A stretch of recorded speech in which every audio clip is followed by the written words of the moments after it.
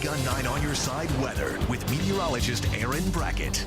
Welcome to your Saturday evening. All eyes on the East Coast as much of the weather over the country relatively calm to what is going to happen here as Hurricane Sandy makes landfall in the next 48 hours or so. Even tomorrow, winds up to 50 miles per hour could batter the South Carolina, North Carolina, and Virginia coast as some of these outer bands start to spiral in. Definitely going to impact millions upon millions of people as this rolls through.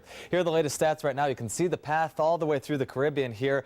More than 40 people were killed in this region as it went through, and still now a Category 1 storm, winds of 75 miles per hour, gusting to 92, and the Hurricane Hunter actually sent some aircraft into that region and actually flew through the hurricane, and they reported back and said it's about the same as yesterday. So even though it's moving north, even though theoretically it should be weakening, it's not. We'll keep our eye on that this whole weekend.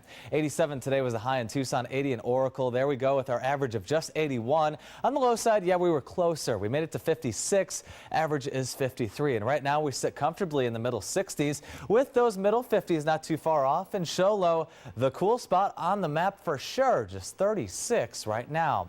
Temperature of 29 in Flagstaff on the bigger view here. Kingman 54 and Shivering and Page with 50. The current state of affairs far up north. We can see just a couple clouds. They're not going to add that blanket that keeps things warmer, though. Very thin at that. And a little bit closer to Tucson, still our nearest clouds into portions of Mexico. Water vapor shows a little different story, though. We're seeing some moisture right here, which is why I'm not going to take our overnight lows too low tonight. Yeah, we have clear skies, and yes, our winds have died down. We don't have all the ingredients there for a bone cold evening.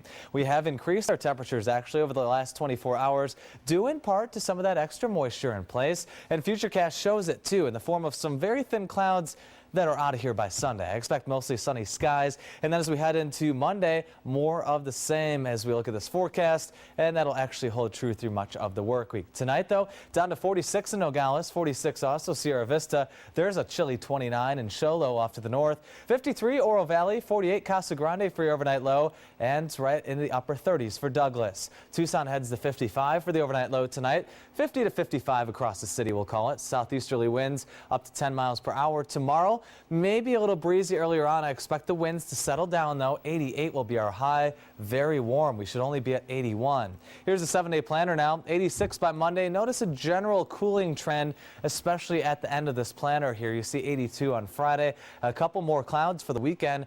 Finally near average, with next Saturday looking like 80 degrees.